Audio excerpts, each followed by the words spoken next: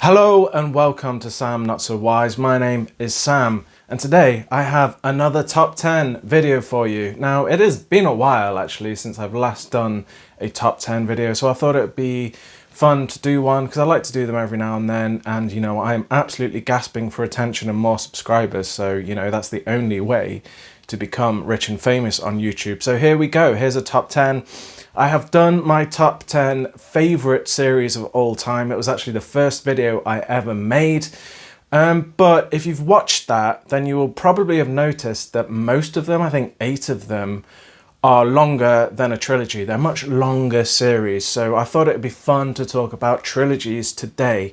And there is something brilliant about a trilogy, the short, tight series that you can read fairly quickly and get this whole big story in a quicker amount of time. Although apparently they're not as fun to me as the longer series, but I still do love a trilogy. So these are my top 10 trilogies of all time. I just want to make a little note that I do read both sci-fi and fantasy, but for some reason this list is tending to lean more heavily into the fantasy here.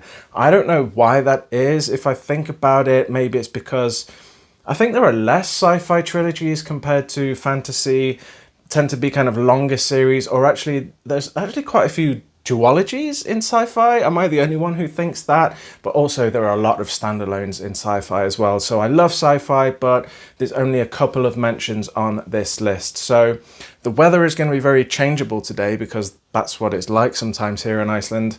So apologies for the change in lighting, but with that and much further ado, let's talk about my top 10 favorite trilogies of all time. So obviously I have 10 series to talk about, plus some honourable mentions later in the video. Now brevity is not my strongest suit, but I'll try my best to be brief in this video, I swear. So number 10, we have the Mad Adam trilogy by Margaret Atwood. A very little talked about book series here on YouTube. Now I love me some post-apocalyptic, and this is brilliant because we have 3 books that are post-apocalyptic. So this focuses on a biological apocalypse where messing around with nature screws us up royally into this post-apocalyptic world where there's hardly any people left. The series starts out quite minimally as we basically follow one character surviving long after the apocalypse has happened. And the series develops as we find out the history of what has happened in the world, and the story widens up as we move to surviving societies who are trying to create a meaningful foothold on existence and to kind of dispose of dangers that are threatening their peace. This is a wonderful trilogy that deals with mankind's folly for the need to kind of control nature. It is quite short and snappy, none of the books are particularly long, and it has great thematic work to do with all of these kind of scientific explorations and our messing it with it, as I mentioned before. It's obviously not my favourite series of all time, and I think the biggest reason for that is I wasn't necessarily emotionally attached to any of the characters. But it is a wonderful series and one that you should definitely look at if you like post-apocalyptic stuff. So number 10 is the Mad Adam series by Margaret Atwood.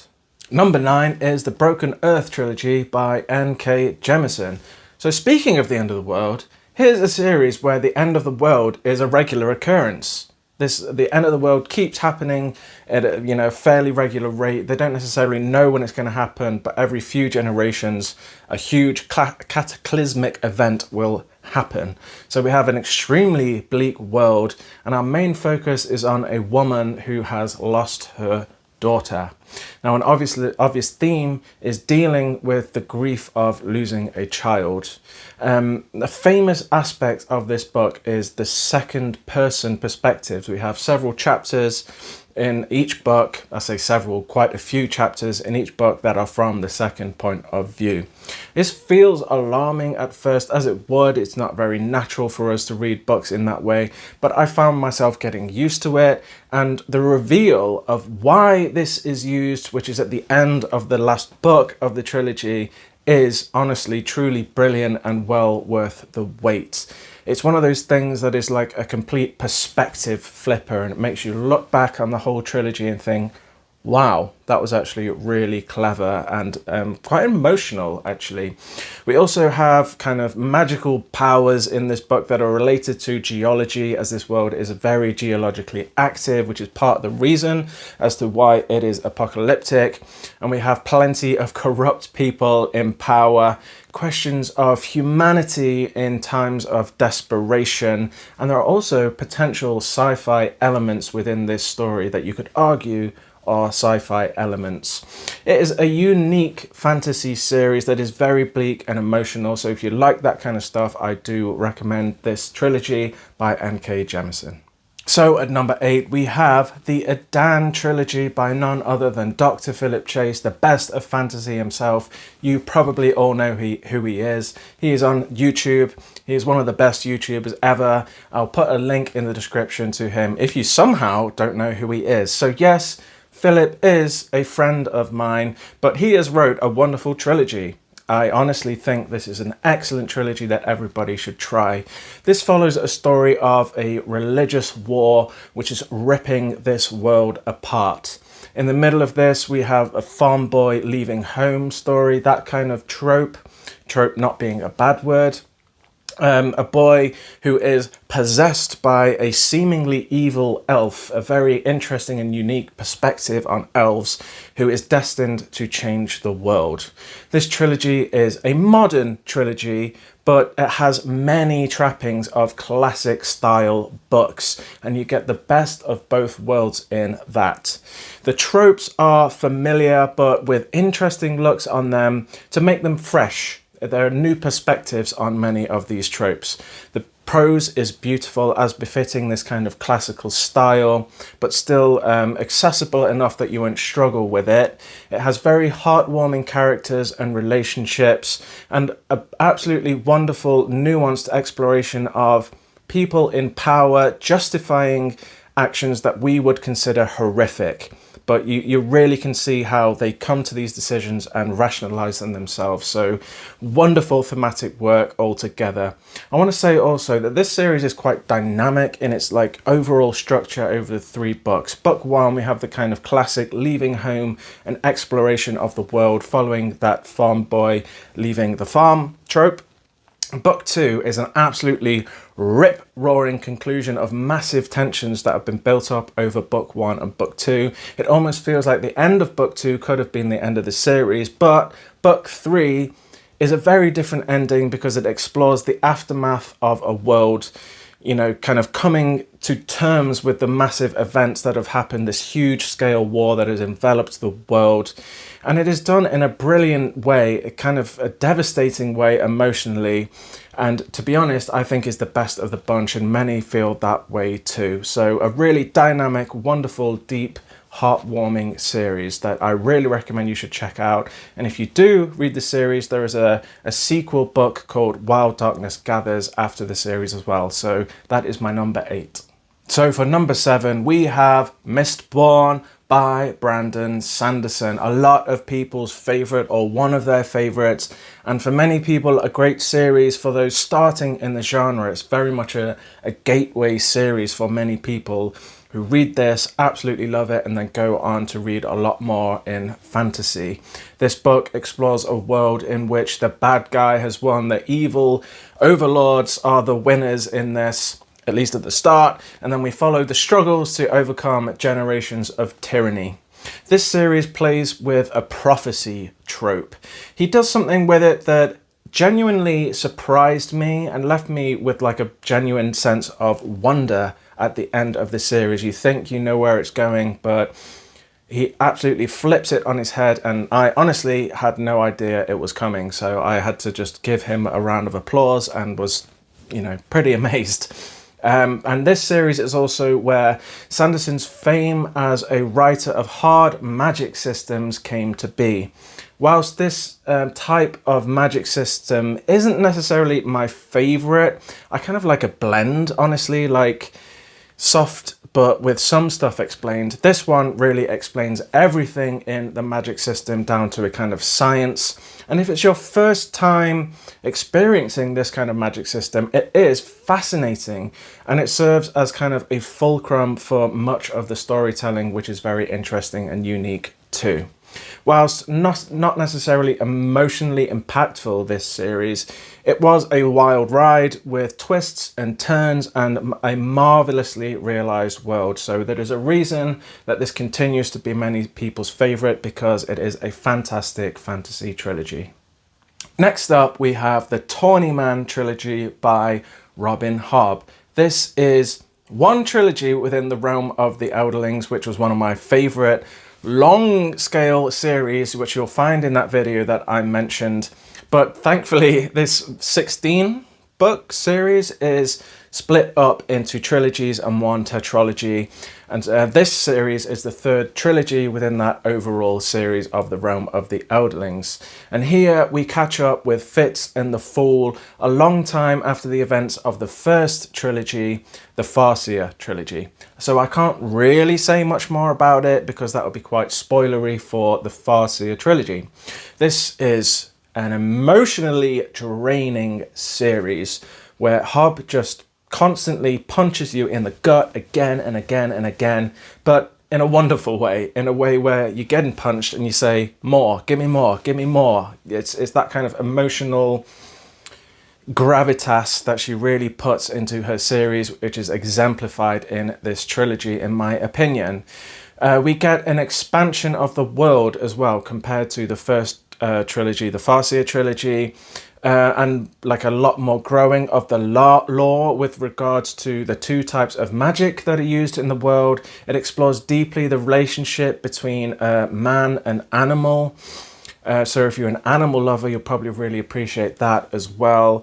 And it explores friendship deeply, and just, you know, how affecting deep relationships of friendship can really be.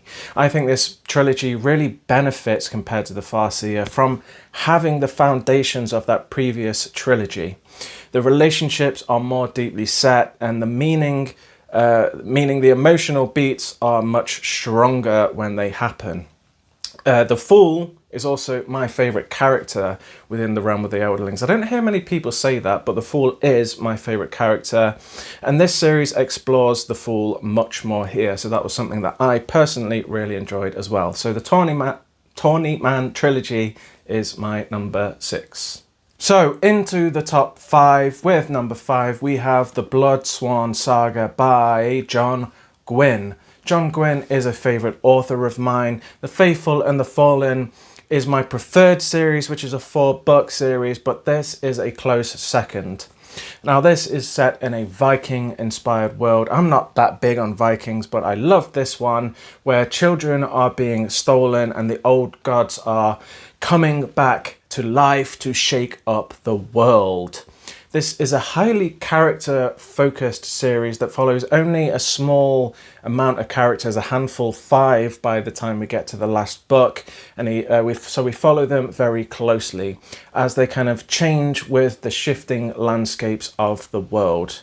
Now, I'm not personally a big kind of action and fighting fan. Like, I'll read it and it's there and I understand its purpose, but it's not the thing that I gravitate towards in terms of enjoyment. But John Gwynne's skill at writing action scenes means that it just like makes the book really unputdownable, and it makes me really interested in the action scenes within any of his works. So if you're a big fan of action, you will absolutely love this series. But where Gwynne's strength lies are in his emotional beats. He puts his characters through the ringer constantly, and his slow build-up of kind of character relations means you can't help but get swept up in the roller coaster of emotions. This series very brilliantly explores othering, with kind of a wonderful nuance, and in some ways that leave you reeling with the emotional outcomes. Emotion, emotional, emotions, emotions, emotions. That's what I keep saying, because this man knows how to tug at your heartstrings, and no less in the Blood Swan trilogy. In at number 4, we have the Lord of the Rings trilogy. This is my battered old copy that has all 3 books. I really need to get a new set of these books. And I know there's this question of, is it a trilogy or is it one book that just got split into 3, blah, blah, blah. I don't care. For the purpose of this video, it is a trilogy. And are we really surprised? Probably not. Maybe the surprise is that it isn't higher. But what can I really say about this trilogy that hasn't been said?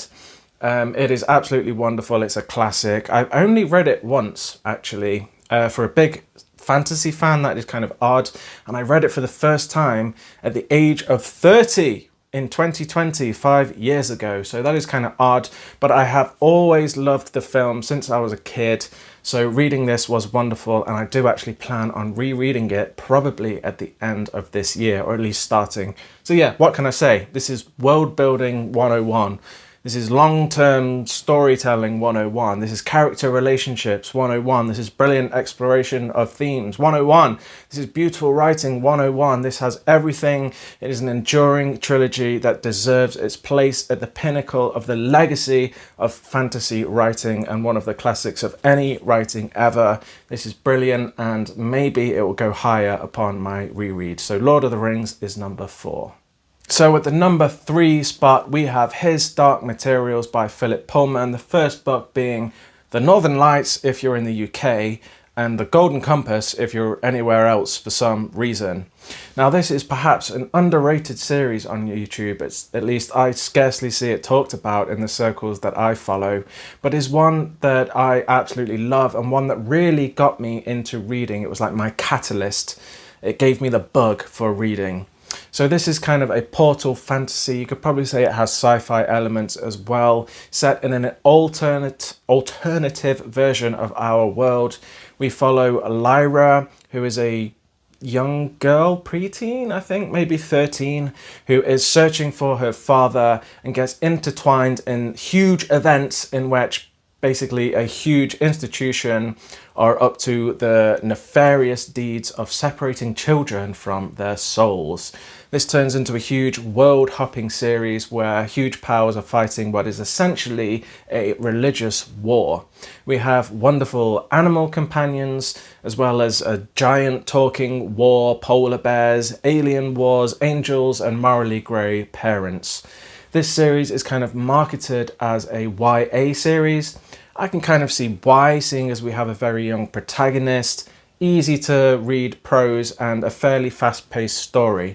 But I think anyone can pick this up. Adults will definitely enjoy this as well. Any age could enjoy this book because it is a very rich story that explores very deep themes, lots of sociological observations about our world put into this world. We have lots of themes of religion and religious corruption. We have complicated familial relationships, and we explore the importance of science and learning, and so much more. It is a devastating read. It is very dark, and it is actually quite complicated at times, and wonderfully imaginative, and I would say quite unique within its world building. So this is a fantastic series. If you have teenagers that you want to start reading, suggest this to them. If you're interested in something different, I really suggest you pick this up as well. This is my number 3, His Dark Materials. In at the number 2 spot, we have The Warlord Chronicles by Bernard Cornwell. This is a historical fiction trilogy set in the time of King Arthur. This gives us a realistic look into the times of medieval England with all of the smells, the struggles, the paganism, the division and the bloodiness of the times. What's interesting is we are told this story not through Arthur himself, but through a character called Derval, one of Arthur's soldiers who works his way up to essentially becoming his right-hand man. Now, because of this, we get a wonderful, unreliable narration where Derval's loyalties make us question a lot of the tale. So it's an interesting look at this time through a very unique perspective. The story twists and turns constantly with political scheming in it that really rivals Martin, and wonderful set pieces of action as well. A huge part of why this story shines are the characters. We have Derval himself, the stolid, loyal Derval. We have an Arthur that you perhaps wouldn't really expect, but is still the noble Arthur that we love. We have a Lancelot, who you really would not expect, probably the most hateable character I have ever read. We have Merlin, who is a hilarious, larger-than-life character who lights up every single page he is on, and many, many more that you'll get attached to over the trilogy. This is an absolute roller coaster of a ride and a fascinating look into this kind of well-known myth, looked at through quite different eyes. So I really recommend that if you're into historical fiction, you read this. Even if you're not, and you love characters, then this is a trilogy that will not let you down. The Warlord Chronicles is my number 2. So before we get to the number 1 spot, I just want to mention a few honourable mentions and a few why aren't they there series. So a couple of mentions. These are series that I really enjoyed but just didn't make it because the others were better to me. So we have the Foundation trilogy by Isaac Asimov. I did really like it, but it didn't necessarily blow my socks off. I think I am victim of just having read more modern works, so this kind of not really scratching the same itch that I've read before. I did really like it. I felt the series got worse as it went along, but I really respect it and want to reread it someday for sure. The other one is Children of Time. Now, if you asked me a year ago, this would have made it straight into this list very high up. It was a trilogy, albeit loosely linked books, but there's a 4th book coming out, and I think he might even want to write even more in this world, so it no longer counts towards this list, which is a shame, but this is a great series. Another one is The Hunger Games. Now, this gets a lot of flack kind of everywhere really as a YA series that's there for the shock factor, but damn it if it isn't entertaining, right? It's a really interesting read, fast-paced, and honestly it has a lot of deep themes that are just becoming more pertinent as time moves on. Every year that goes by, a lot of the things that Collins was exploring in this series are becoming more true, so you really have to respect that, and I kind of really want to reread it. So those are my honourable mentions. Now I'll mention a few kind of why aren't they there, things that people will say, why isn't this in your list, you should read this is the best, blah, blah, blah. So these are a few, 3 trilogies that I've read that are very popular that didn't make it onto my list. So the first one I will say is the Greenbone Saga. Now this would probably be number 11, honestly, on this list. I did really like it. It's a really fun concept, quite a different concept, this gang war. I really like the Asian inspiration of it and some really good character exploration as well. It just kind of just missed out. I liked it, but it didn't really get to the hype that a lot of people put onto it for me. I think this is just a thing with all these 3 trilogies, is that I suffer from having high expectations because of hype, and that was one of them. I was expecting it to be like a top 5 ever. I enjoyed it, but it didn't blow me away.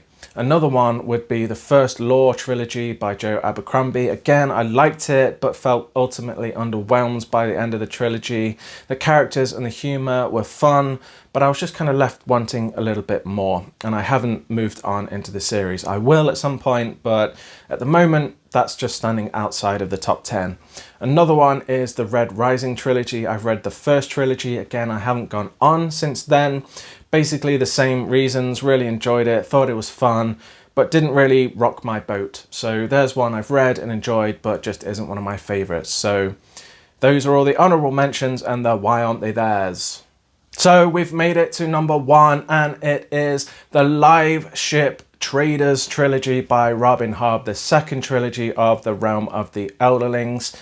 This story just blew my mind. To me, it showed that Hobb is more than a character writer. She is very much lauded for her character writing, and rightly so, but this series showed me that she can write one hell of a yarn.